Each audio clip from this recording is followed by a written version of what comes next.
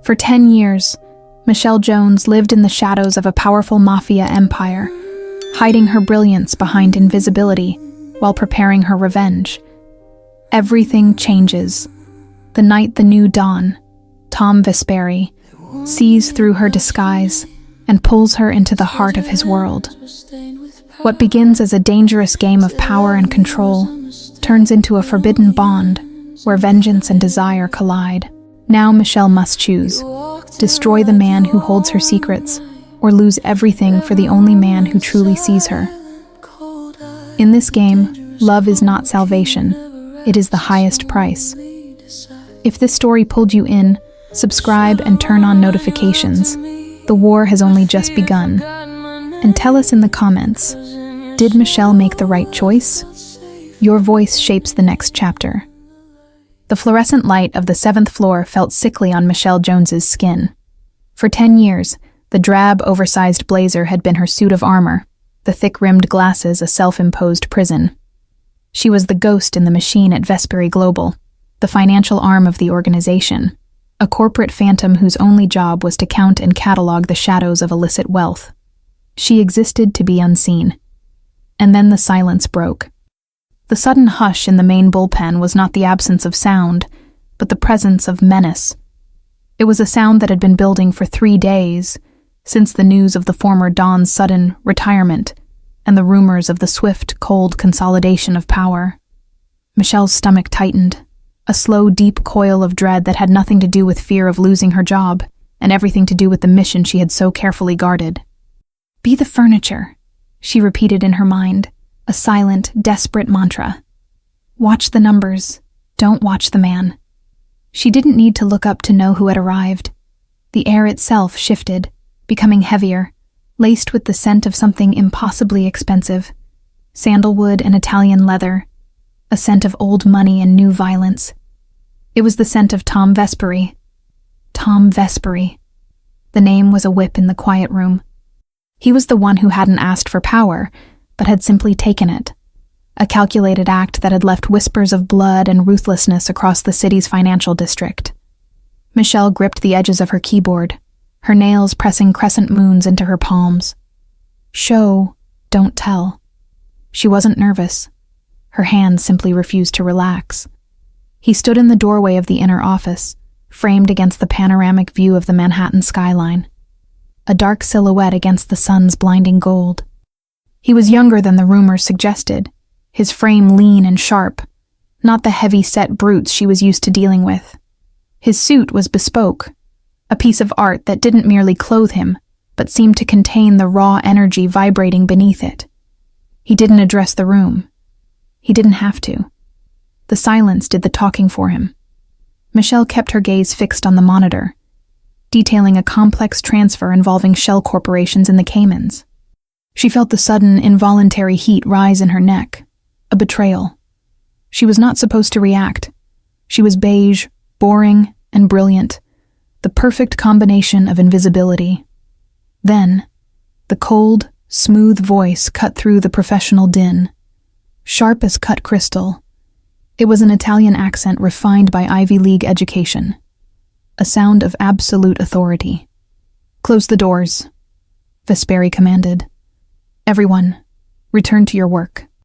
He stepped fully into the room, and the employees, used to the bluster of the previous capo, snapped into a rigid, terrified efficiency. But his gaze did not stay on the nervous VPs or the sweating managers. It swept the room, dismissive, until it landed, and stopped, on the corner where Michelle sat, half hidden by a tower of archaic filing cabinets. Michelle felt the connection like a physical strike. It wasn't the attention she had feared. It was the quality of it. His eyes, the color of wet slate, weren't registering her clothes or her deliberately slumped posture. They were registering her. He didn't see the facade. He saw the flaw in the camouflage. "He knows," her panicked internal voice screamed, though she knew that was paranoia. Vesperi finally moved, his Italian leather shoes making a soft, deliberate tap on the polished marble floor. He didn't walk. He stalked, his movements economical and predatory. He approached her desk, and the scent of sandalwood and danger intensified. "You are Jones," he stated, his voice low, a near whisper that somehow resonated more loudly than a shout. Michelle's heart began to hammer against her ribs, a frantic drumbeat demanding to be heard. She forced her voice into a dull, monotonous register, her fingers staying perfectly still on the keyboard. "Michelle Jones, sir. Senior Analyst, Subledger Division," she recited, without looking up. She had perfected the art of the bureaucratic drone. Senior Analyst, who has never asked for a promotion, never taken a vacation, and never made a mistake. His tone was flat, assessing, devoid of compliment. "Your last performance review noted you are excessively thorough to a fault." She finally risked a glance. His lips had the mere shadow of a smile, a movement that didn't touch his eyes. They were focused, calculating, piercing through the thick lenses of her glasses to the mind behind them. He didn't see a woman. He saw a weapon. It was madness. It was wrong. And yet, it was undeniably real. The conflict flared immediately. Her calculated invisibility was suddenly her greatest liability. Her deep-seated hatred for the world he represented was momentarily eclipsed by the dizzying tension of being seen by the man who held her fate, and her vengeance, in his hands. "Thoroughness is a requirement for this department, sir," she replied, her voice steady. The composure was a small, necessary lie she told herself to maintain control. He leaned slightly over her desk, a movement that brought his proximity into the danger zone. His presence was overwhelming, a contained storm of masculine power. Michelle inhaled sharply, not from desire, but from the instinctive awareness of an apex predator. She could almost taste the fear, though it was hers, bitter and metallic, mixed with the expensive cologne. "That is about to change, Ms. Jones," Vesperi said, his eyes darkening infinitesimally. "My restructuring requires a certain kind of loyalty and a certain kind of ruthlessness. You clearly possess the latter." He pushed a thick, cream-colored dossier across her desk. The paper was cold beneath her fingers. "Effective immediately. You are the chief financial analyst. You report directly and solely to me. You will move your things to the inner office. Now." The abruptness of the order was a calculated blow. It was a promotion that yanked her from the safety of the shadows and placed her directly in the line of fire. It was the end of her 10 years of deliberate anonymity. It was the destruction of her mission. With all respect, sir, I am comfortable where I am. I am best suited to the data in the subledger," she stammered, a rare display of weakness. She couldn't allow this. Proximity meant exposure. Exposure meant failure. Vesperi straightened, his back rigid. He didn't argue. He simply waited, letting the suffocating weight of his authority crush her dissent. The silence that followed was worse than any threat. It was the silence of inevitability. "The choice, Ms. Jones," he finally said, his voice dropping to that dangerous whisper, "is not whether you work for me, but how you work for me. The subledger is for those who hide. My office is for those who hunt." He paused, a deliberate cinematic beat. This was the moment of high-impact action, perfect for a sudden vocal pause in the narration. "And you, Michelle Jones," he concluded, his gaze sweeping her once, from the shapeless neck of her blouse to her worn shoes, "are not meant to hide." He turned and walked away, back toward the main office without a backward glance. The moment his presence receded, Michelle finally exhaled, a ragged, silent thing that escaped through her tightly clenched teeth. The new dossier felt like a bomb on her desk. "He saw me." She lifted the dossier. Beneath the name Jones, Vesperi had scribbled one word, an annotation that filled her with pure, incandescent terror, and a strange, unwelcome surge of anticipation. Unmasked. This was no longer a game of finance. It was a game of intimacy, power, and survival. The hunter had become the hunted, and the first rule of her mission had just been irrevocably broken. The transfer took less than an hour. It was efficient, silent, and humiliating. Michelle watched from her old desk as two men in dark suits systematically dismantled her decade of invisibility. They didn't just move her monitor and files, they were dismantling her carefully constructed persona. The tower of filing cabinets, her visual shield, was carted away. Her desk, her haven, was scrubbed clean. She walked across the hall to the new office, and the scent of the Vespery world hit her again. Cleaner air, the faint metallic smell of new technology, and the lingering dominant trace of Tom Vespery's cologne. This was a cage lined with silk. The new office was sleek, all glass and charcoal wood, positioned directly adjacent to Tom's private sanctuary. The connection was implicit. She was now within his sphere of control, a satellite orbiting a dark, powerful sun. The door to his office was open, and he sat at his vast, uncluttered mahogany desk, his back to her, looking out over the city. A deliberate display of indifference, or control. Michelle placed her single box of personal items, a framed diploma, a spare pair of thick socks, nothing truly personal, on the corner of her new desk. Control the narrative. Maintain the distance, her mind commanded. She booted up the system and pulled up the high-level operational ledgers, burying herself in the numbers that were her only truth. The silence here was different. It was an active participant in the scene, the heavy silence of anticipation, like a pulled bowstring. A chime broke the quiet. Tom's voice came over the intercom, flat and professional. "In my office, Ms. Jones. 5 minutes. Bring the Cayman file." The Cayman file. The very one detailing the transfer that she was using as the focus of her vengeance. Michelle felt a familiar coldness settle in her chest. Not fear, but pure, crystalline resolve. She picked up the slim folder and walked the short, perilous distance to his door. Tom didn't turn as she entered. He simply gestured to a high-backed leather chair opposite his desk. "Sit." Michelle sat, crossing her legs neatly, her oversized blazer feeling like a ridiculous, sweaty costume. Her position gave her a clear view of his profile. The sharp, unyielding line of his jaw, the slight curl of dark hair at the nape of his neck. The previous administration favored volume over security. He began, his voice low, a rhythmic rumble that she was already having trouble compartmentalizing. "I favor discretion.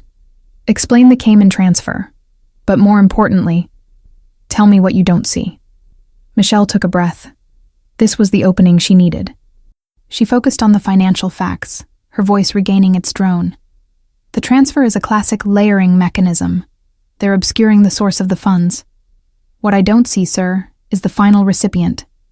The paper trail ends with a blind trust managed by a Luxembourg holding company, which is a dead end," Tom finished, finally turning.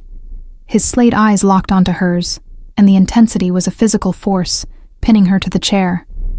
A dead end that a senior analyst would accept. But you are not just a senior analyst, Michelle. You are a hunter. Tell me the risk, not the accounting. The use of her first name, the subtle challenge, the implied awareness of her true intellect. It was a sophisticated tactic. He was playing with her, testing the limits of her disguise. She felt the sudden, hot flush of being exposed behind the glasses. "The risk," she responded, meeting his gaze for a fraction of a second, "is that this transfer is a decoy.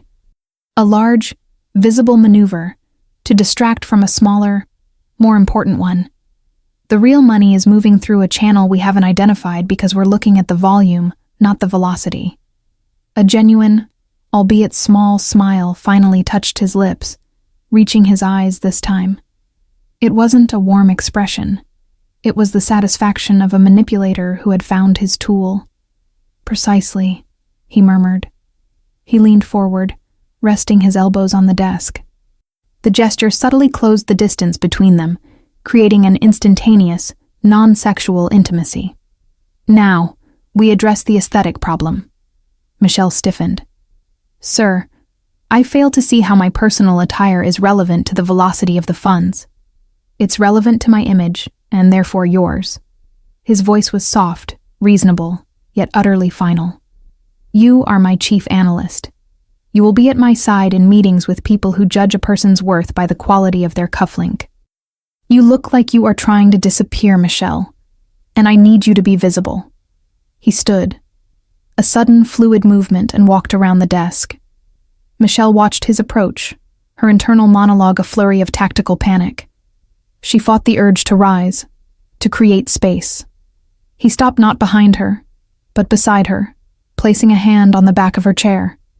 The simple act sent a faint, low-level tremor through the leather, which translated directly into a nervous flutter in her own chest. She could smell the warm wool of his suit and his clean, musky skin. This proximity was a threat, a silent declaration of dominance. He reached out, not to touch her, but to gently remove the thick-rimmed glasses from her nose. The world immediately sharpened and brightened, the golden light streaming through the window, which she had previously filtered, now hit her directly, illuminating the fine dust motes dancing in the air.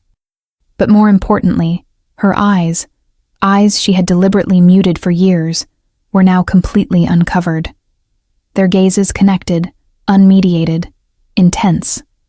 His breath was warm on her temple as he leaned down just slightly. "I am not interested in your past, only your future," he whispered.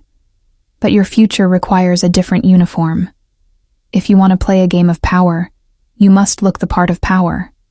He placed the glasses on the desk. The gesture was both intimate and controlling, a forced unmasking that was part of the game. Go home, get a haircut, buy clothes that fit the intelligence you possess. You are no longer the furniture, Michelle. You are the queen on the board, and I have just moved you into striking position. He stepped back, returning to his powerful stance behind the desk. The momentary proximity was gone, but the shock of the unmasking remained. Michelle felt the air cold on her bare skin where the glasses had been. She hated him for seeing her, for making her feel the raw vulnerability of her own face. She stood slowly, her hands gripping the Cayman file. "Understood, sir. One more thing." Tom's voice stopped her at the door. "Wear colors. Wear something that makes you impossible to ignore. Because from now on, Michelle, everyone will be watching you." He offered her a predatory, challenging smile. "Including me." Michelle nodded, her jaw tight. She didn't look back. Walking out, she could hear the distinct dry sound of the door closing behind her. A definitive sound, a pronouncement of the end of her old life. In the elevator, she finally touched her face, tracing the sharp line of her cheekbone. She saw her reflection in the polished steel doors. Without the armor, her face was sharper, the look in her eyes more defiant. He thinks this is about aesthetics. He thinks the clothes are his control. She ran a thumb over the rim of her glasses on the file. The clothes are a tool, and tools can be used for vengeance. The weakness of the surprise was already hardening into the steel of resolve. The true game had begun, and now she would play it on his terms, right beside him. Michelle did not shop for clothes. She acquired a uniform. Her revenge was a mission, and a mission required the right gear. She spent a precise hour in a single, high-end boutique, selecting items not for allure, but for structural authority. She chose the color Tom Vespery had requested, a deep imperial blue, a color of loyalty and cold, undeniable power. The dress was a sheath of heavy silk, severe in its lines, accentuating her height without revealing anything explicit. It was an aesthetic weapon, meant to draw the eye, but to keep the man behind it at a distance. She shed the old life in the dressing room, the shapeless wool, the thick cotton. She looked at her reflection, a momentary stranger staring back. The woman was sharper, more dangerous, the intelligence in her eyes now utterly exposed. It was a face built for war. He wanted a queen. I will give him one made of ice and sharp edges. The next morning, her arrival was an event. Stepping off the elevator, Michelle felt the shift immediately. The new outfit was heavy, a luxurious weight that made her stand straighter. Her heels, thin stilettos that tapped a confident metronomic beat on the marble, announced her presence. Every head in the bullpen snapped toward her. The silence this time was not fear, but assessment. She ignored them all, walking straight toward her new office. As she passed Tom Vespery's open door, he did not look up from the tablet resting in his hands. He was waiting. Michelle sat at her desk and waited too, breathing slowly, controlling the slight, nervous tremor in her diaphragm. She knew he had registered every detail of her appearance without needing to look. It was the next move in his game of control. After 10 tense minutes, the intercom buzzed. "My office, Michelle. And wear the jacket." He emerged moments later, and this time, he was not in his office. He was standing in hers. He was closer than she expected, and her heart gave a single hard thump against her ribs. "The color is acceptable," he murmured, his eyes sweeping her. A thorough, clinical inspection that nonetheless felt overwhelmingly personal. His gaze lingered on her exposed neck, a point of subtle vulnerability. "It is the color of authority, Mr. Vespery," she stated, retrieving the tailored blazer that matched the blue dress. "Authority is earned, not worn," he countered, his lips curving into that familiar, unsettling half-smile. "Tonight, you earn it. We have a dinner in Little Italy, a discreet meeting with Donato. You will sit beside me. You will speak only when spoken to. You will listen and analyze." He stepped closer, reaching out to gently adjust the collar of her jacket. The move was fast, unanticipated. His fingers, warm and firm, brushed the skin at the base of her neck before quickly retreating. The contact was minimal, yet the flash of heat left a trail behind it, a completely non-sexual, yet intensely charged moment of physical proximity and dominance. "You are my shield, Michelle. Donato only sees women. He will not see the numbers I need him to miss," Vespery said, his voice dropping to a low, seductive rumble that felt like a threat and a compliment simultaneously. "Do not betray your post. I am a financial analyst, Mr. Vespery, not a shield," she replied, her voice steady despite the adrenaline pumping through her. "In this world," he retorted, leaning in until the expensive scent of his cologne, sandalwood and rain, filled her senses. "The two are synonymous. Now let's go. Our driver is waiting." The location was the Palazzo Vesperi, a nondescript stone building that housed Tom Vespery's true operational center. The meeting was in a private, soundproofed dining room on the top floor. As Michelle was led in, the atmosphere was immediately heavy, a palpable weight of old power and money. The room smelled of aged leather, expensive cigars, and a faint, complex aroma of a rich, slow-cooked dinner. Donato, a man whose face was a roadmap of former battles, rose as they entered. His eyes, however, bypassed Tom and settled entirely on Michelle. It was the exact attention she had sought to avoid for a decade. The attention of a brute who saw only the outward appearance. "Tom, you did not tell me you were bringing an artifact this beautiful to the table," Donato rumbled, his voice thick with a vulgarity that made Michelle's stomach churn. Tom Vespery's hand rested on the small of Michelle's back, a possessive, non-sexual gesture meant purely to signal ownership and control. The heat of his palm through the silk was an anchor she both resented and desperately needed. "Michelle is my chief analyst, Donato. She is the reason our portfolio is stronger than yours. She is not a trinket." Tom's voice was flat, dangerously cold.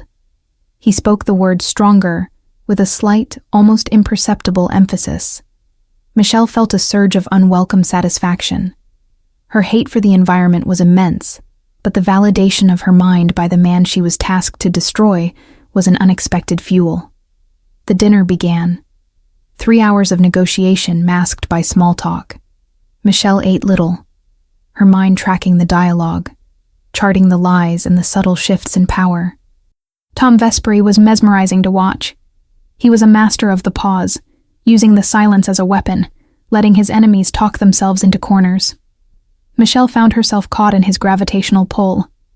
Every time she looked up to catch a detail, his slate eyes were already on her. It was a constant, intense exchange of gazes, a communication only they shared. "He's challenging me to keep up.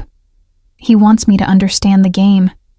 During a tense moment about a land deal, Donato made a dismissive comment about Tom's lack of traditional muscle. Tom's jaw tightened, and he slowly reached for his wine glass. Michel, reading his escalating tension, slid a small napkin discreetly under his glass as he set it down. A small, unnecessary gesture that betrayed her deep-seated understanding of his need for precision and order. Their fingers brushed, the momentary touch of cool glass and warm skin. Tom's eyes snapped to hers.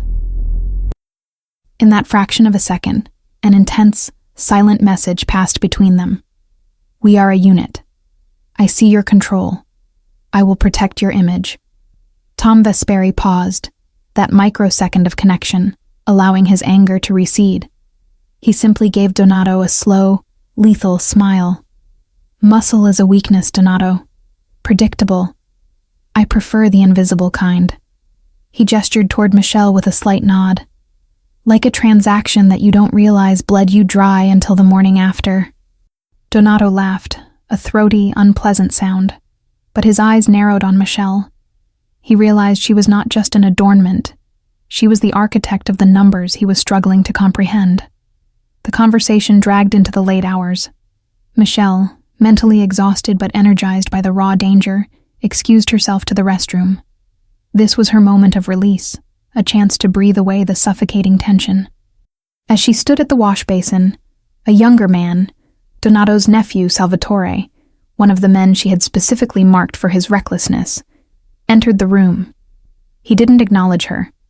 He stared at her reflection in the gilded mirror, his eyes slow and possessive. "I have been watching you all night, Contessa," Salvatore whispered, his voice slurred with liquor and malice. "You were supposed to be the boring accountant. You are a distraction. And in our world, distractions are cut out." He took a slow, menacing step toward the door, blocking her exit. The air thickened again, this time with a very real, non-psychological peril. Michelle's heart began its rapid, urgent beat. "You have no idea who I am," Michel stated, her voice icy, devoid of fear. Her mind instantly went to her mission, to the hidden laptop in her apartment. Exposure here could mean the end of everything. "Oh, I think I do," Salvatore sneered, raising a finger and pointing past her toward her reflection. "I know that a woman who dresses like that and talks to Tom like that is not just counting pennies." He leaned in, his breath hot and stale. This was not flirtation. It was a threat. "Tell me, Contessa," he hissed, his gaze dropping to the floor. "Does your little hidden laptop contain the details of your transfer to the FBI?" The blood drained from Michelle's face. Foreshadowing delivered. The fear was now absolute, immediate. She didn't move, fighting to control the sudden, violent tremor in her hands. But before she could formulate a response, the door was slammed open. Tom Vesperi stood there, a vision of contained fury, his eyes black and lethal. "She doesn't talk to you, Salvatore." Vesperi's voice was low, terrifyingly calm. "She talks to me." He walked into the small room, his presence instantly shrinking the space, placing himself deliberately between Salvatore and Michel. "The analysis is finished," Vesperi stated, not looking at Michel, but his words were a clear, precise order for her benefit. "Wait for me outside." Michel, grabbing the lifeline, walked out, her legs surprisingly steady. She left the two men in the small, soundproofed room. As the door swung shut, the last thing she heard was the subtle, low sound of a fist connecting with flesh, followed by a muffled gasp. She waited by the elevator, her back pressed against the cold marble wall. Tom Vesperi's protection was a double-edged knife. It saved her in the moment, but confirmed to him, and now to his enemies, that she was irrevocably his. Her mission was now compromised by the very man she needed to get close to. The elevator opened. She was breathless, not from fear, but from the raw, high-stakes drama of it all.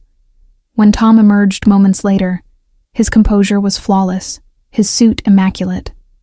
Only the faint, coppery scent of blood on his knuckles, quickly wiped, betrayed the violence that had just occurred.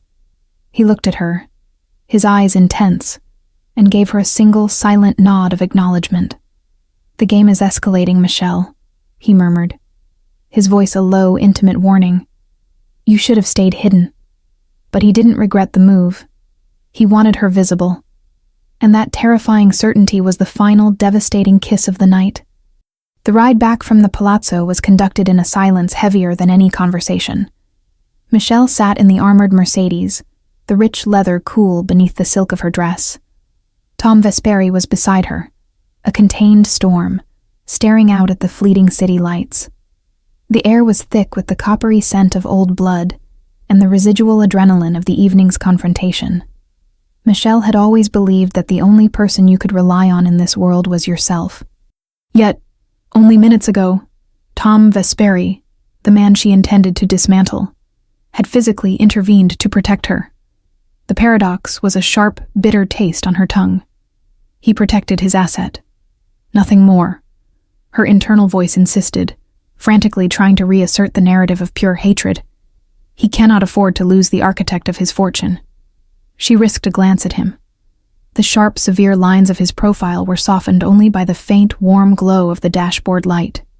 His hand rested on his knee, the knuckles slightly red, a testament to the efficient violence she had just witnessed. He was a creature of immense power, and she was dangerously close to his gravitational center. "Salvatore is a liability," Tom finally said, his voice flat, emotionless. "He broke the first rule.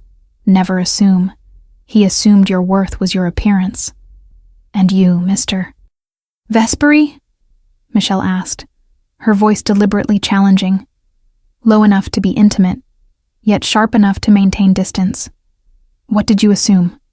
He turned his head slowly, and his slate eyes fixed on her. The intensity of his gaze was the only thing that could pierce the darkness of the car. "I assumed you were a weapon misplaced," he murmured.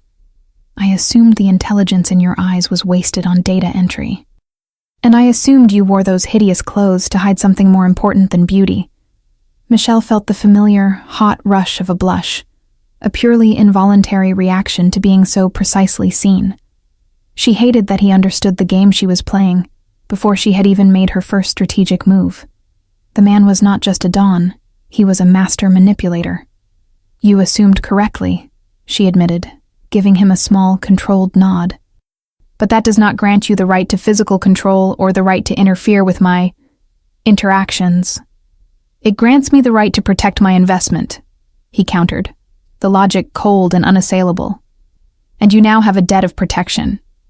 In my world, those debts are paid in loyalty, not cash." This was the escalation. He was using the event to tighten the chain around her.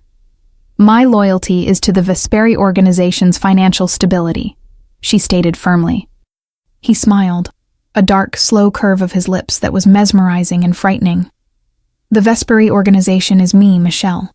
The stability is the loyalty. The distinction is a luxury you can no longer afford." The car pulled up to her Upper East Side building, a discreet, expensive fortress that she could only afford because of the detailed financial plan for her post-vengeance life. "Get some sleep," Vesperi commanded. "Tomorrow, you will prepare for the Milan delegation, and you will wear the color of fire. I want them to see what I have acquired." Michelle opened the car door, but before she stepped out, she stopped. She looked back at him, forcing herself to maintain eye contact, to match his intensity. "Mr. Vesperi?" she began, her voice a low, gravelly whisper. "I do not know what Salvatore said, but if you have any questions about my transfers or my loyalty, I suggest you ask them now. I despise the half-truths of this world." A long beat of silence stretched between them, charged with a dizzying mix of suspicion, challenge, and palpable chemistry. Tom Vesperi reached out, his hand moving with a predator's speed, not toward her, but toward the seatbelt strap against her chest. He unclipped it with a soft, metallic click, a sound that echoed in the quiet car. The movement brought his arm just inches from her breast, the proximity a calculated, non-sexual threat that made her hold her breath. He leaned in, his clean, musky scent surrounding her. "I know everything I need to know, Michelle. You are a genius with a death wish. You hate me. That is your greatest strength, Because it makes you unpredictable. I will not break your hatred. I will use it." He paused, his eyes dropping briefly to her lips, and then snapping back to her eyes. "And if your transfers were to the FBI, you wouldn't be in this car. You'd be in a river. Good night." The dismissal was final. Michelle stepped out onto the sidewalk, the night air cool against the sudden heat of her skin. She didn't look back until the sound of the engine had faded into the background hum of the city. The next day, Michelle found a small, heavy black box waiting on her new desk. There was no card, no note, just the scent of sandalwood and a cold piece of paper attached to the lid with Tom Vesperi's precise, angular script. Vesperi Global Access, Tier Y.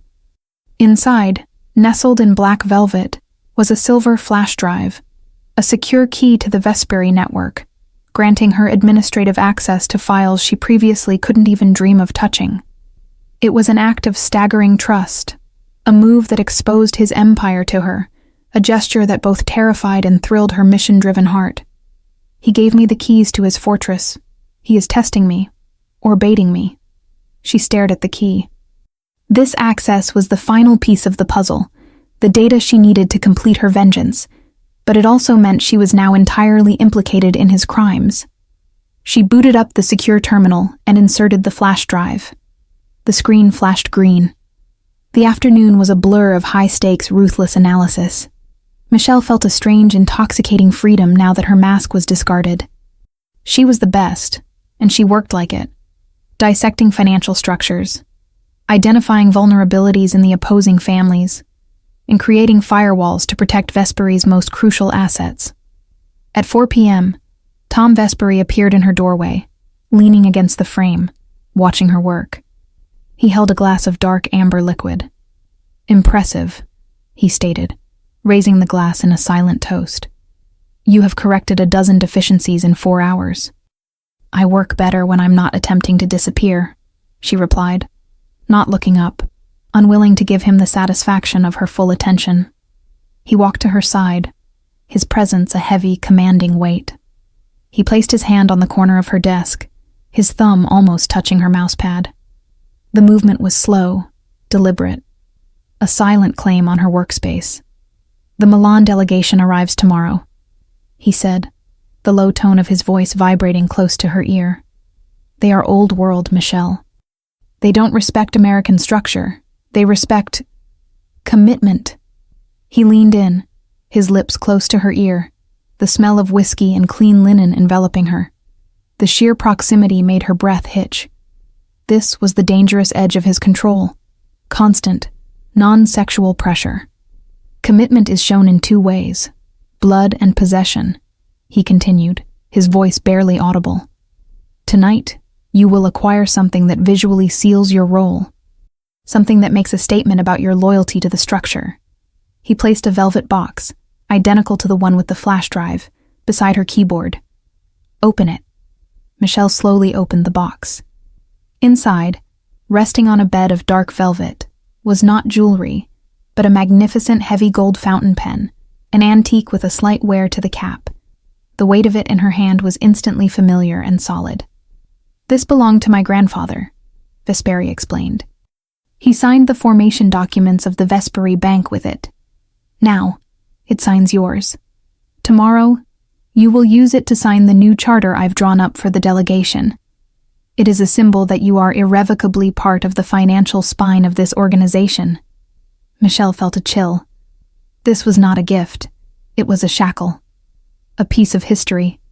An heirloom of crime, tying her hands to his fate. "I don't sign documents, Mr. Vesperi.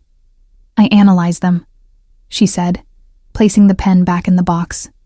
He smiled, a true, complete smile this time, a blinding flash of white that made her heart skip a beat. A smile of pure, malevolent charm. "You will sign this one, Michelle, because commitment must be seen. And tomorrow, the Milan delegation will see that you are the woman who signs my documents. You are the woman who carries the weight of my trust." He took a slow sip of his whiskey, his eyes holding hers in a deep, electric gaze that communicated the heart of the conflict. "Your mission is vengeance. My move is trust. Choose now." or be consumed. The pen was the perfect, terrible symbol. By signing, she would betray her own morality and solidify her place as the queen on the board. By refusing, she would destroy the access she needed for her revenge. The emotional cliffhanger was set. Michelle chose a dress the color of the final desperate flash of a setting sun. A deep, burning crimson. The color was a silent scream, a deliberate act of defiance. If she was to be seen, she would be seen as a threat, not a possession. She fastened the heirloom pen, a heavy, cold weight, into her jacket pocket, a symbol of the chain Vesperi had deliberately placed upon her. Walking into the Vesperi penthouse that evening, she wasn't just wearing red, she was wearing resolve. The room, a cavern of minimalist modernism, was filled with the low murmur of Italian and the hushed gravity of old-world power. Tom Vesperi stood near the vast windows, a study in dark elegance. When his eyes found her, the intensity was immediate and overwhelming. They didn't just register her presence, they registered the declaration of the color she wore. A slow, possessive smile touched his lips. It was a smile of a man whose expectations had been not only met, but exceeded. He immediately came to her side, his presence a sudden, stabilizing force against the currents of the room. He took her elbow, a formal, non-sexual gesture of presentation, and guided her toward the Milan delegation. "This is Michelle Jones," Tom announced, his voice smooth and authoritative, introducing her not as an assistant, but as an equal. "She is the only person who touches the central books. The integrity of our financial structure is, henceforth, tied to her analysis." The leader of the Milan delegation, a stout, silver-haired man named Signore Bianchi, offered a curt, dismissive nod. His eyes held the same appraisal as Salvatore's, a look of chauvinistic contempt for the woman he saw as an American novelty. "A beautiful detail, Tom," Bianchi drawled in Italian. "But a woman's touch is too soft for the blood and steel of the ledger." Michelle felt the familiar, cold surge of anger, the very emotion she needed for her vengeance. Tom tightened his grip on her elbow, an implicit warning to maintain her composure. But the warning was unnecessary. "Signore?" Michelle intercepted smoothly, her Italian precise and fluent. "My touch is not soft. It is surgical. Soft touches leave scars. I prefer clean excisions. I believe your recent tax audit in Rome was an unnecessary scar, no?" The question was a calculated strike, an implication that she knew intimate details of Bianchi's vulnerabilities. Bianchi's smile faltered, replaced by a momentary, sharp look of shock. Tom Vesperi's gaze shifted to Michelle, filled with a raw, electric thrill of pride and danger. He hadn't asked her to speak, yet she had defended his structure, using her intelligence as the true weapon he intended her to be. The next 2 hours were a performance, a relentless dance of power and analysis. Michelle presented the charter, laying out the new structure with a cold, clear logic that dismantled their arguments one by one. She was magnificent, the ultimate antagonist to his enemies, her voice clear, her reasoning impeccable. When the time came to sign, Tom placed the parchment on the table. "Signore Bianchi will sign first. Then you, Michelle," Vesperi instructed, handing her the velvet box with his grandfather's pen. Michelle took the pen, the cold, heavy gold a stark contrast to the heat radiating from her skin. She looked down at the document, a legal framework that officially sealed her allegiance to his criminal enterprise. "Vengeance requires sacrifice," she reminded herself. "The deeper I am in, the more complete the access. The closer I am to the heart."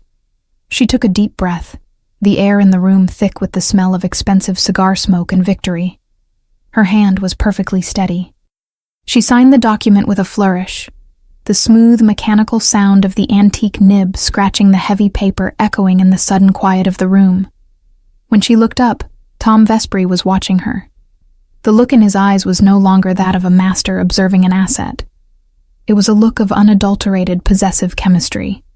He saw the ruthless fire she had just displayed, the brilliance of her mind, and the courage it took to sign her name to a lie. "Brillant," Bianchi muttered grudgingly. Tom ignored Bianchi. He reached out and gently took the pen from Michelle's hand, his fingers brushing hers, a fleeting touch of electric awareness. He placed the pen back in its box, his eyes never leaving hers. "The night is concluded," Vesperi announced, his voice carrying the finality of a decree. "I will see you all out." He led the delegation to the elevators, leaving Michelle alone in the large room. She stood, catching her breath, feeling the sudden, dizzying drop from the adrenaline high. She had won the battle but lost a piece of her soul to his game. When Tom returned, the look on his face had changed. The mask of the calculating Don had slipped, replaced by an expression of raw, uncontained male desire, a pure, intense focus.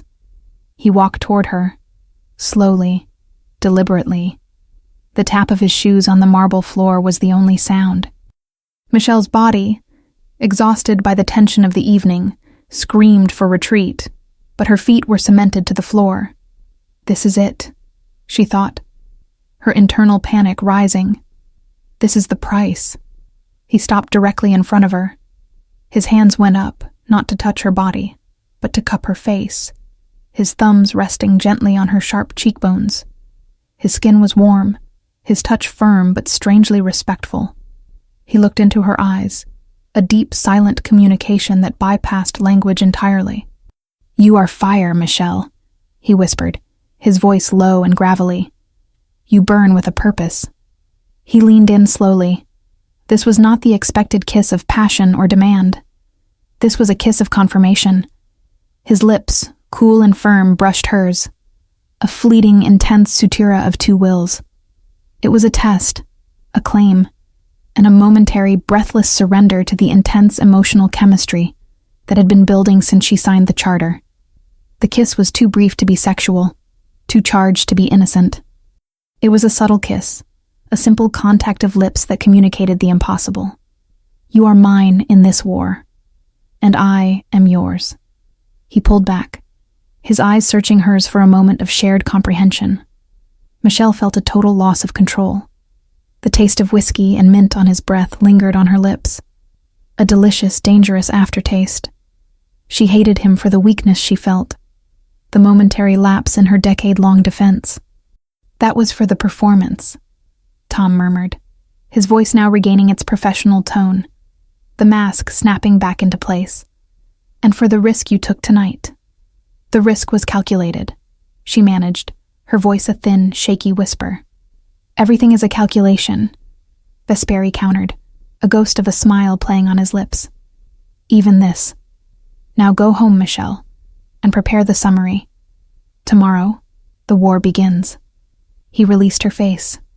Michelle walked toward the elevator, her knees feeling strangely weak. She didn't look back, but she could feel the heat of his gaze on her spine, a relentless, possessive pressure. In the elevator, she raised a trembling hand to her lips. It was a kiss of power, a kiss of possession. But in the pit of her stomach, beneath the cold hatred of her vengeance, a single, terrifying thought bloomed.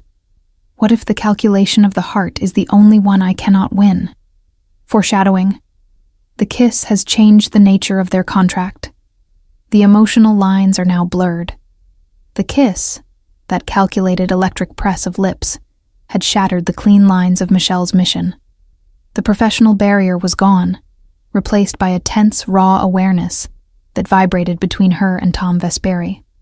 She repeated his words like a mantra. That was for the performance, a calculation. But her body remembered the brief warmth, the dangerous taste of control. The days following the Milan meeting were an intensification of the proximity trap. Tom Vesperi kept Michelle glued to his side. She was no longer just the analyst. She was the silent partner in every strategy session, the shadow in every armored car ride. Her new uniform, the sharp dresses, the imposing confidence, had become her second skin. But beneath the silk, her old self was fighting a losing battle against the new, unsettling attraction. One afternoon, Tom summoned her to his office, not for a meeting, but for a private working lunch. The door was closed. He sat on the edge of his massive desk, an open folder of financial projections resting on his lap. Michelle sat on the low sofa opposite him, a small, polished wooden board separating them. He talked about market manipulation, about the delicate art of controlled collapse. Michel responded with cold, incisive logic, detailing the systemic weaknesses he could exploit. The conversation was purely professional, yet the atmosphere was thick with unspoken tension. Michel noticed a tiny, almost invisible scratch on his jawline, a thin red line that suggested a careless shave or, more likely, a late-night low-level confrontation. "The Eastern market is a shell game," she explained, leaning forward to point to a specific number on the printout. "We need to hit the secondary structure, the one they think is protected." Tom Vesperi reached out, his hand covering hers on the paper. The contact was brief, a professional gesture of pointing out a detail, but the heat of his palm instantly short-circuited Michelle's focus. She felt the involuntary tightening in her stomach, a purely physical reaction to the forbidden proximity. "Not just hit it, Michelle," he murmured, his eyes locking onto hers, the financial discussion momentarily forgotten. "We need to implode it. Make them beg for the safety we can offer." His gaze was intense, a deep, silent dive into her consciousness. She felt in that moment that he wasn't talking about the market. He was talking about her decade of hiding, her wall of hatred. He wanted to implode her control. She pulled her hand away, regaining her composure with a sharp intake of breath. Implosion carries a higher risk of collateral damage. "Risk is necessary for reward," he stated, his lips curving into that knowing, possessive smile. He understood the subtext. He always did. It's wrong. It's his power. It's the thrill of the danger, her internal voice argued, trying to rationalize the sudden, unwelcome surge of desire. It's a Stockholm syndrome of the balance sheet. He stood up, walking to the wet bar. "Whiskey?" "Water, please," she replied. He brought the glass of water back to the sofa. Instead of handing it to her, he placed it on the small table between them. He then sat down again. Closer this time, the distance between his knee and hers now only a few inches. He was intentionally reducing the safe zone. "I need you to run a full analysis on the Falcone family's real estate portfolio," Tom commanded, his voice back to the low, authoritative tone. "Everything they own, including the personal residences." Michelle stared at the name. The Falcone family. The very name that had cost her everything 10 years ago. The very reason for her revenge. This was the final devastating gift of his trust. The direct path to her targets. The pen, the access key, and now, the name. "The personal residences are not part of the commercial portfolio," she noted, her voice carefully flat. "They are collateral damage," Vesperi simply said, his slate eyes cold and clear. "Find the flaw in their foundation, Michelle. Show me where they bleed." He didn't need to ask why she hated them. He already knew.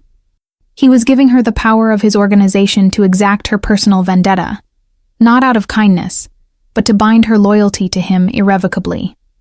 A sudden, sharp ring of the main office phone broke the dangerous intimacy of the moment.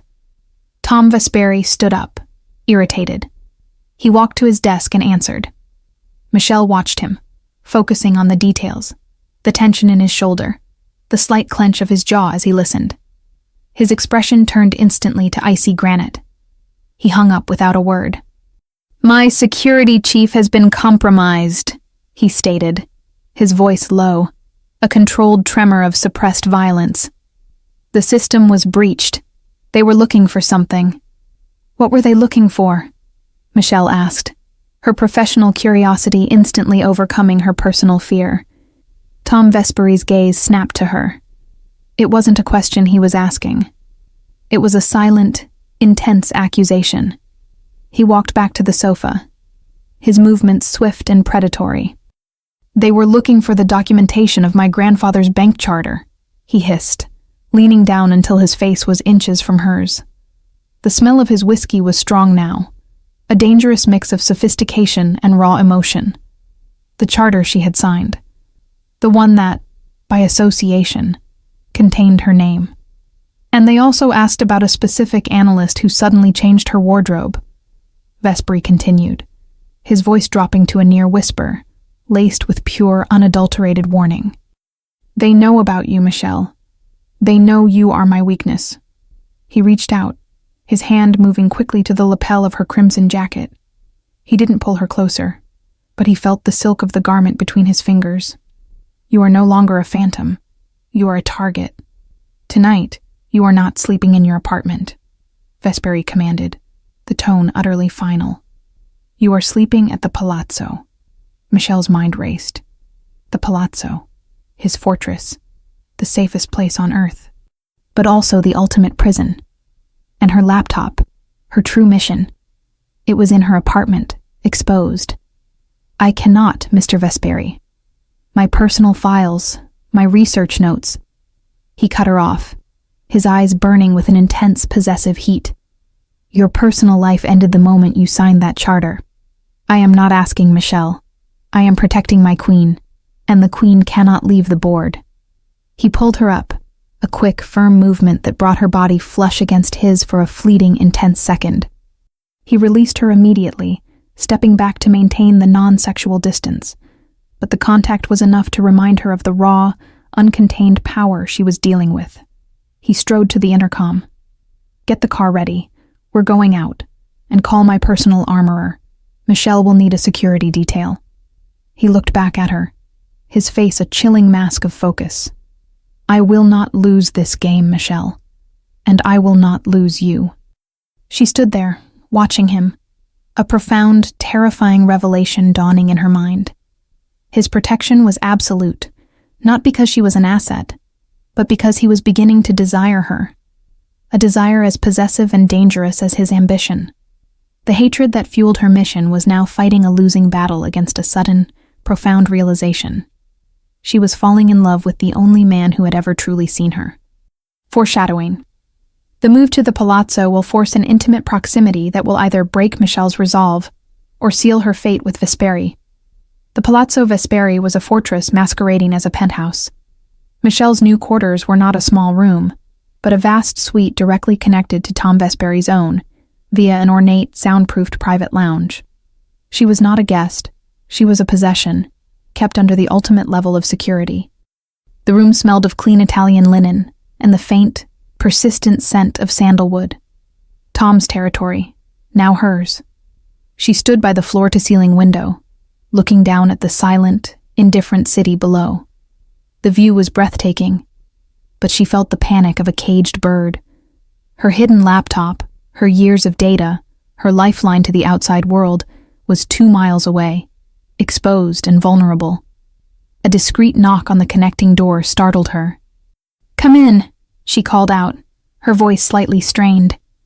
Tom Vesperi entered, no longer in his bespoke suit, but wearing a dark, heavy cashmere sweater and trousers, an image of comfortable, ruthless power. He held 2 snifters of deep amber liquid, though he knew she preferred water. "Drink this," he commanded, his voice low.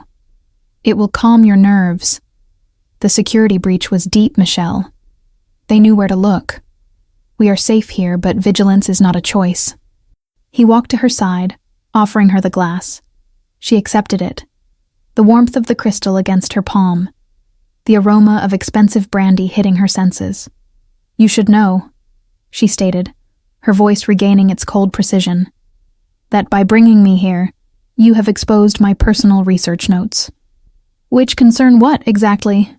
Tom asked, his eyes sharp, assessing her for any sign of betrayal. "The weaknesses in the Falcone family structure," she lied smoothly, her hatred lending conviction to the falsehood. "I was planning my own exit strategy, should the Vesperi organization fall." He smiled, a slow, predatory curve of his lips.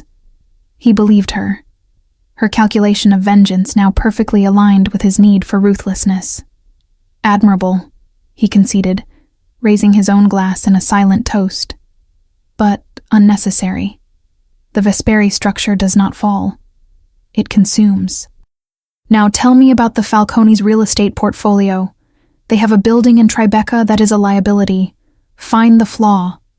The conversation was once again purely professional, yet the atmosphere was charged with the high-stakes drama of their shared peril.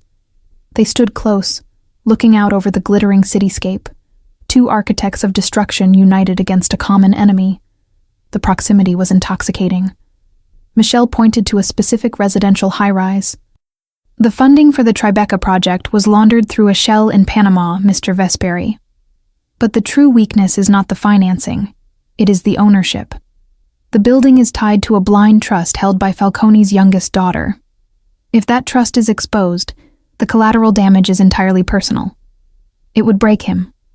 Tom Vesperi slowly turned his head, his eyes burning with an intense, sudden heat. He didn't speak, but his gaze was a communication. You know the rules of this world better than I thought. You know how to strike where it hurts. He reached out, his hand moving to her hair, brushing a stray lock from her cheek. The gesture was tender, yet possessive, a terrifying blend of non-sexual intimacy and absolute ownership. You have a dark heart, Michelle Jones, he whispered, his voice dangerously low. A heart that seeks justice through destruction. I am fascinated by it. Michelle felt the raw, undeniable flush of heat rise in her chest. She hated the compliment, yet her pulse quickened. The attraction was no longer just the thrill of power. It was the magnetic pull between two people who fundamentally understood each other's hidden ruthlessness. He stepped back, breaking the proximity. Tonight, we rest. Tomorrow, we build the case against Falcone. Sleep well. He walked toward his private suite, his figure dissolving into the darkness of the lounge. Michelle couldn't sleep. The unfamiliar comfort of the bed, the knowledge of Tom Vesperi being a soundproofed door away. It was all too much. She moved to the window, watching a late-night freighter move slowly up the river. A few hours later, a muffled sound came from the private lounge. The dry sound of a low, frustrated curse, immediately followed by a sharp, resonant thud of a heavy book hitting a desk. Michelle instinctively went to the door. She pushed it open slowly, quietly, drawn by the sound of distress from the man who was never supposed to show weakness. Tom Vesperi was in the lounge, now bathed in the cold, soft light of the pre-dawn city. He was sitting at a glass-topped table, a chaotic mess of blueprints and architectural drawings spread out before him. His head was in his hands, his posture one of rare, complete exhaustion. "Tom?" she asked softly, using his first name instinctively. He snapped his head up, his eyes wide and surprised. The mask of the dawn was gone, replaced by the look of a man struggling with an immense hidden burden. "I apologize," he said, his voice husky. "I should have been quieter." Michelle walked into the room, her bare feet silent on the cold marble floor. She looked at the drawings. They were not for a building, but for a massive, complex underground cistern, a water system. "What is this?" she asked. "A secret," he replied, his eyes regaining their intensity, warning her away. "A liability. A weakness I inherited." Michelle looked closer. She saw the structural fault, the point where the cistern intersected a main subterranean utility line. A flaw that, if exploited, could flood the entire area, including the foundations of the Vesperi Global building. "It is a ticking bomb," she whispered, her analytical mind immediately grasping the danger. "Precisely." Tom sighed, running a hand through his dark hair. "The weakness in the Vesperi Foundation. The one thing I cannot fix without exposing our true depth to the world." He stood, walking toward the window, his back to her. He was showing her a vulnerability no one else had ever seen. The gesture was a test of trust, a dangerous, intimate gift. Michelle, for the first time, saw the true weight of his power, the responsibility, the solitude. She walked to him, a sudden, spontaneous act of unbidden emotional comfort. She placed her hand on his forearm. The cashmere was soft, but the muscle beneath was hard, taut with tension. The contact was a profound, simple act of human connection, not attraction. "You don't have to carry it alone," she said, her voice low. Tom Vesperi turned slowly, his eyes dark with a mixture of surprise and a sudden, fierce gratitude. The moment hung suspended, charged with a powerful, non-sexual emotional chemistry. He was the Dawn, the ruthless killer. But she saw the man beneath, the one wrestling with his inheritance. He moved his hand, his fingers slowly wrapping around hers, not to pull her closer, but to hold the connection, the brief, necessary moment of shared burden. His hand was large, warm, solid. "I hate this world," he confessed, his voice almost cracking. "I hate the games, the blood, the constant scrutiny." "Then why do you stay?" she asked, her voice barely a whisper. He leaned down, not for a kiss, but to bring his lips close to her ear, close enough for the palate of his whiskey-scented breath to warm her skin. The proximity was overwhelming, an intimacy of shared secrets and vulnerability. "Because if I leave," he whispered, the sound a low, resonant rumble, "the jackals will tear down the structure, and everyone inside will pay the price. And now, that includes you." He pulled back, his eyes intense, searching hers. He released her hand, the sudden loss of the warmth of physical shock. He had offered his secret and accepted her comfort. The line between controller and companion was hopelessly blurred. Michelle walked back to her suite, the knowledge of his secret a new weight on her shoulders. Her hatred for the organization remained, but her hatred for the man who bore its immense burden was dissolving, replaced by a terrifying, reckless empathy. She was becoming his ally, and that was the true danger to her mission. Foreshadowing. Michelle now holds the ultimate secret of the Vesperi organization, a power that completely binds her fate to Tom's, regardless of her mission. The next week was a blur of high-stakes work and impossible proximity. Michelle and Tom Vesperi worked side by side in the private lounge, the room of shared secrets and hushed intensity.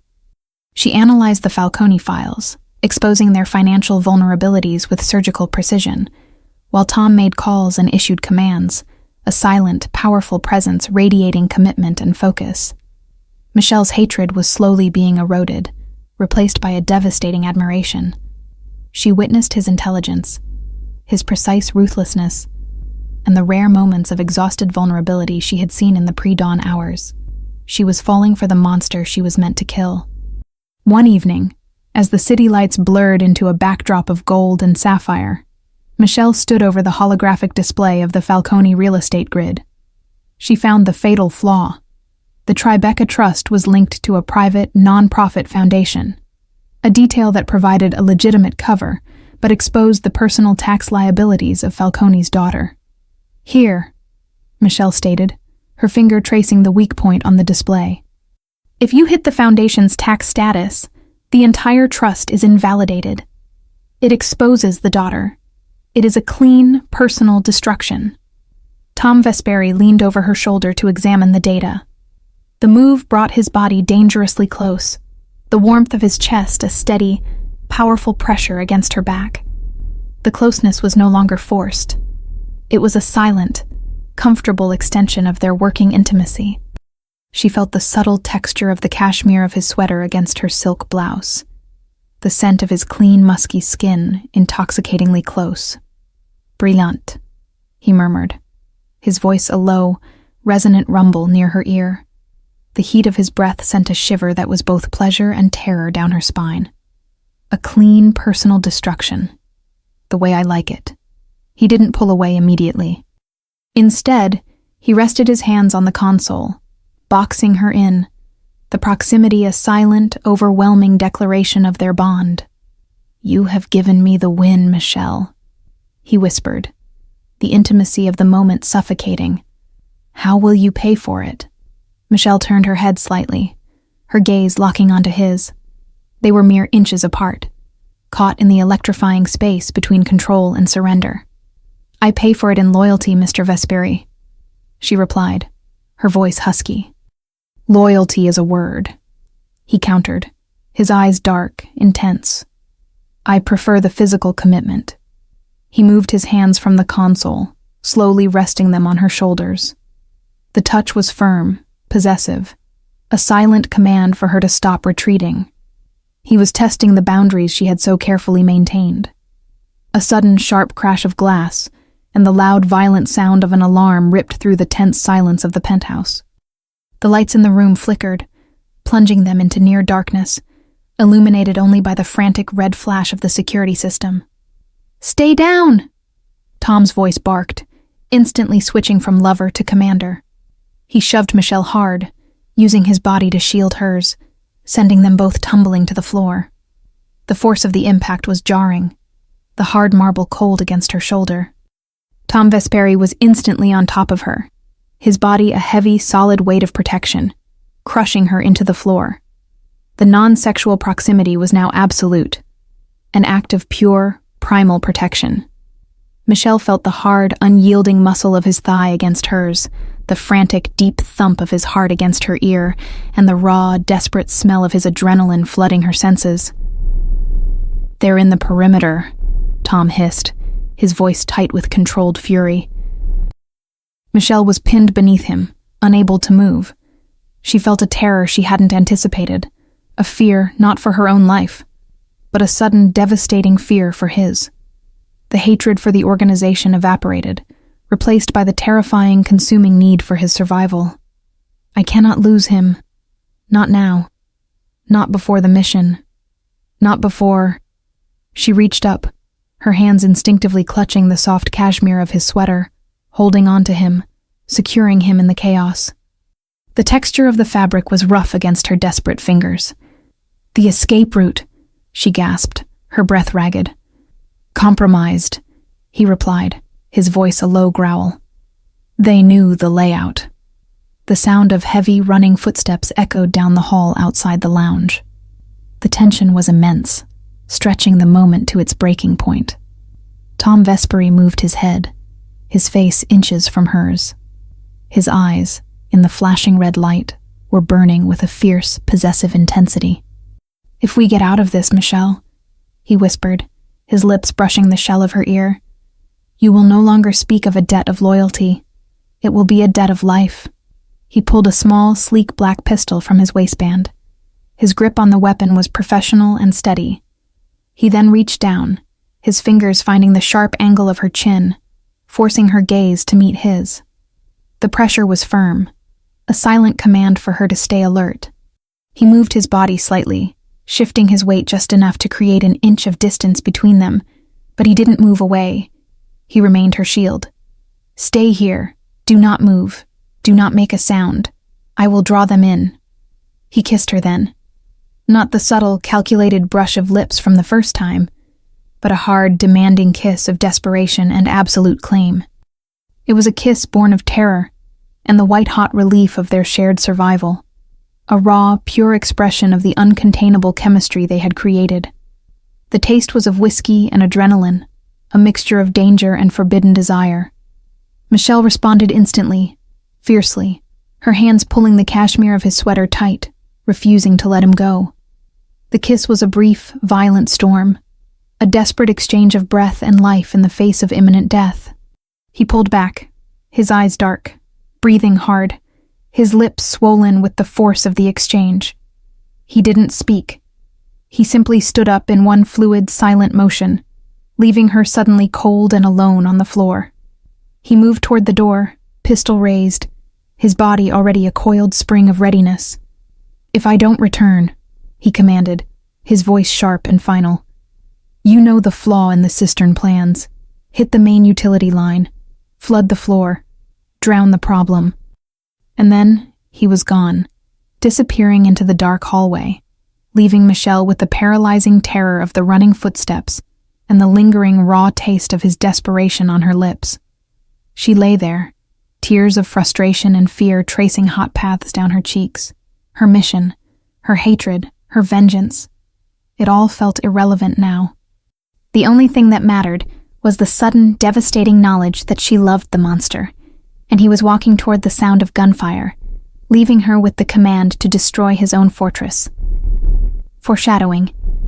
The kiss and the command to destroy the fortress confirm Michelle's new role. Not just the analyst, but the only person Tom trusts with the ultimate self-destruct mechanism. The silence returned not as an absence of sound, but as a suffocating, heavy presence. It was the silence of the aftermath, worse than the violence itself.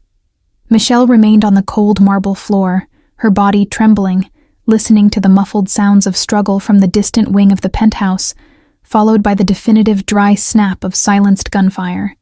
She didn't move. She couldn't. Her mind was a chaotic tangle of tactical analysis and raw emotional devastation. The taste of Tom Vesperi's kiss, urgent, desperate, an act of claiming ownership in the face of death, still burned on her lips. Her hatred, once an impenetrable fortress, had been breached and flooded by a sudden, terrifying rush of love and fear. Drown the problem, his voice echoed in her mind. The command, the ultimate act of trust, was a paralyzing burden. She could end it all now. The Vesperi Empire, the attackers, and her own agonizing dilemma. But that would mean losing the man whose heart she had just heard hammering against her ear. After what felt like an eternity, the low, powerful rumble of the security door to the private lounge hissed open. Tom Vesperi stepped back into the room. He was immaculate, a testament to his lethal efficiency. His cashmere sweater was torn slightly at the shoulder, and a thin, slow trail of blood, dark and viscous, was seeping from his forearm, quickly absorbed by the expensive fabric. But his eyes, though heavy with adrenaline and fatigue, were clear and focused. He looked at her, still huddled on the floor, and a faint flicker of tenderness, a rare vulnerability, crossed his features before the Don's mask snapped back into place. He walked to her slowly, deliberately, his movements stiff with controlled exhaustion. He extended a hand, not a command, but a simple offer of aid. "It is over, Michelle," he stated, his voice low and steady. "Security is restored." They failed. Michelle took his hand. His skin was warm and rough, but the grip was a lifeline, strong and certain. He pulled her to her feet, steadying her as she swayed slightly on the unfamiliar stilettos. The moment she was vertical, he immediately released her, creating a safe, professional distance, though the memory of his weight on her body lingered like a brand. "Your orders?" she asked, her voice raspy, clinging to the familiar structure of business. Tom walked to the bar, pouring himself a measure of dark brandy. He offered her the snifter, and this time she took it, needing the burn of the alcohol to steady her nerves. The aroma of complex spice and ancient oak filled her nostrils. "The orders remain the same," he replied, turning to face her, his gaze intense. "The Falcone family is responsible. You will prepare the final analysis for the destruction of their foundation. Tomorrow. Now, you will sit down and assess the damage." He wasn't talking about the penthouse. He was talking about them. Michelle sat on the sofa, the fine leather cold beneath her. She looked at the small bleeding wound on his forearm. "Your arm. That requires attention." Tom Vesperi walked to her and sat beside her, maintaining the respectful distance required by the return to business, but close enough for her to feel the residual heat radiating from his body. "It is superficial," he dismissed. "A scratch. But the damage to our structure is not. They were looking for the documentation on the cistern, the secret you and I share."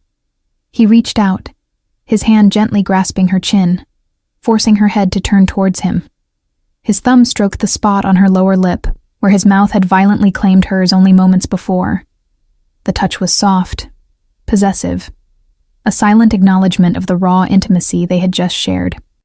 "The debt is paid, Michelle," he murmured, his eyes locking onto hers, creating that intense, silent communication only they possessed. "You now owe me nothing. Yet you stayed. You didn't run. You didn't give the command to flood the floor.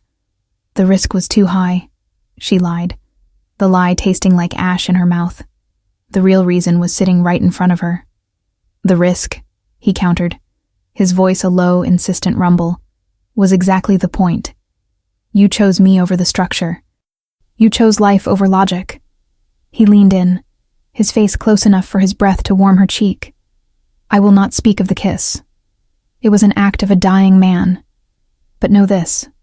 From this moment on, you are not just my analyst. You are my anchor. The woman who saved my fortress and my life."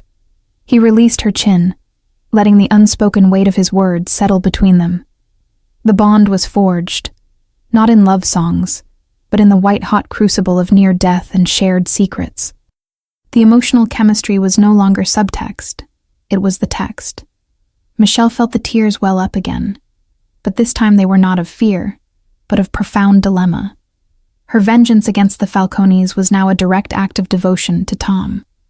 She would be using her mission to solidify her position as the woman who saved the dawn. The Falcone analysis will be complete by morning, she said, her voice strained, returning to the only safe ground they had left. I know it will, Vesperi replied, his eyes never leaving hers. Because I know you, Michelle. Better than you know yourself. He stood up and walked toward the door to his suite. As he reached the threshold, he stopped and looked back. Have your driver collect some things from your apartment tomorrow, he commanded. We will have to formalize your residency here. You are not safe anywhere else. My laptop, Michelle interjected quickly. My personal files are crucial for the Falcone analysis. They must come here. This was the final gambit. She had to bring her primary weapon, her proof, her mission log, the core of her hatred, into his fortress. Tom Vesperi paused. He looked at her, his expression unreadable.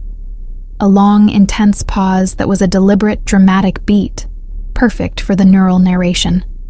Send a 4-man security team. He finally conceded, his voice heavy with the realization of the risk. They are to bring only the laptop. I will personally review its contents when it arrives. Everything you touch, Michelle, must now pass through my hands. He closed the door behind him with a soft, decisive click. Michelle sat alone in the silence, the snifter of brandy cold in her hand. She had won the ultimate prize. Her weapon was coming into the fortress. But the price was total transparency. The man who loved her would soon hold the exact proof of her 10-year plan for his destruction. The new mission was not to kill him, but to survive his truth. Foreshadowing. The laptop is the ultimate double-edged sword, the culmination of her vengeance and the proof of her betrayal. The climax is imminent. The air in the private lounge was cold, clinical. The morning sun, usually a source of golden light, seemed only to illuminate the sterile, polished surfaces.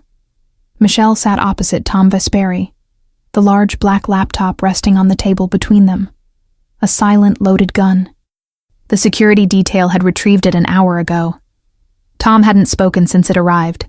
He had simply placed it there, a final, unsaid challenge. Michelle felt the pervasive, low-level hum of fear in the room, a tension so thick it was almost suffocating. The Falcone analysis is complete, Michelle stated, her voice unnaturally even, clinging to the professional facade. I have the final figures for the foundation audit, ready for your review. Tom Vesperi ignored her, his slate eyes fixed on the laptop. He reached out and slowly opened the lid. The machine sprang to life, displaying a login screen. The password, Michelle, he commanded, his voice devoid of emotion, a cold, empty drone that was more terrifying than rage. Michelle hesitated. This was the point of no return. Her 10 years of planning, her revenge, her hatred. It all came down to this single, devastating word. She had to choose between their life together and her mission. She chose the truth. The password, she whispered, her eyes meeting his, is vengeance. Tom Vesperi typed the word. The screen flashed, and a single, meticulously organized folder opened. Falcone dossier. Final phase. He opened the folder, his fingers moving with agonizing slowness. Inside, the documents were not just about the Falcone financial structure. They were the full, annotated history of the Moretti family's demise, Michelle's family, at the hands of the Falcone organization, detailing the losses, the forced bankruptcy, and the single definitive transaction that Vesperi's former capo had facilitated, a transfer that began her descent. Tom Vesperi read. He did not blink. He did not move. He simply allowed his eyes to devour the truth, the detailed, chronological evidence of the betrayal that had driven the woman sitting opposite him. Michelle watched him, forcing herself to be still. She saw the minute, almost imperceptible tightening of the muscles around his jaw, the only outward sign of the turmoil beneath. "I hate you, but I love you. Do you understand?" Her heart pleaded silently. After a long, agonizing minute, Tom Vespery slowly leaned back in his chair. He closed the laptop lid with a soft click that sounded like a final gunshot. "Vengeance," he repeated, the word a low, resonant accusation. 10 years. You infiltrated, you seduced, you waited for the keys to the castle, and you chose to use the final weapon, your truth, to dismantle me, not them. "I chose to give you the weapon against Falcone," Michelle corrected, her voice trembling but holding firm. "I gave you my best work, my core hatred, to protect the structure that saved your life. I hate what you represent, but I do not hate you." Tom Vespery stood up, his movement radiating absolute, contained power. He walked to the window, staring out at the cityscape, his back to her. The silence that followed was the heaviest yet, the silence of betrayal and profound realization. "You forced me to unmask you," he stated, his voice flat, emotionless. "You forced me to make you visible. You forced me to protect you with my own body, to give you my secrets. You forced a debt of life. All of it. A calculation for this moment." "I never calculated the kiss," Michelle whispered, the admission tearing from her, raw and real. "I never calculated the fear of losing you." He turned back to her, his eyes cold, lethal. "That is a lie, Michelle. You calculated the risk of the truth. You calculated the risk of the love. And you chose to let me discover it, knowing my pride would forbid me from killing the woman who saved me." He walked toward her, stopping directly over her, his shadow enveloping her. The proximity was overwhelming, not a threat of violence, but a threat of emotional finality. "I trusted you with the cistern, Michelle. I trusted you with my life," he murmured, his voice laced with an agonizing, possessive hurt. He reached out and gently touched the crimson silk of her dress. "You are the color of fire." "And I was burned." Michelle stood up, facing him, matching his intensity. She reached up and cupped his face, a repeat of his own intimate gesture from Chapter 5. But this time, it was an act of surrender. Her thumb gently wiped a smudge of dust from his temple. "The plan is over, Tom," she said, her voice filled with desperate, fragile love. "The vengeance is dead. All that is left is the truth. I am here. Everything I touch is now yours. I broke my own fortress for you." She leaned in, her eyes locked on his, and kissed him. A long, soft, profound kiss of total surrender. It was a kiss that communicated the entire 10-year journey. The hatred, the fear, the chemistry, and the final, devastating, unwanted love. The lingering taste of his skin and the rich brandy was the flavor of her new, dangerous fate. He pulled back, his eyes dark with conflict. He looked at her, truly seeing the woman who hated his world but loved him. The woman who had given him the ultimate power, the knowledge of her secret. Tom Vespery reached down, picked up the laptop, and with one swift, smooth movement, he opened the window and threw the computer out. The sound of the glass smashing dozens of stories below was the final definitive sound of the end of her mission. "The vengeance is not dead," Vespery stated, his voice dangerously low.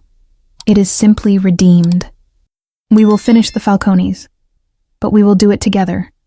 And your past remains your secret. If anyone ever asks, your loyalty was only ever to me." He took her face in his hands again, his gaze fierce and absolute. "You broke my heart, Michelle. Now you will rebuild my empire, and your debt is not paid in loyalty, but in forever." He leaned in, his lips brushing hers again. "The game is over," he whispered. "The war has begun. Welcome home." Said your hands were stained with power. Said loving you was a mistake that only ends in fire. You walked in like you owned the night. Every room went silent, cold eyes is a dangerous calm. A king who never asks, only decides. I should've run when you looked at me, but fear forgotten.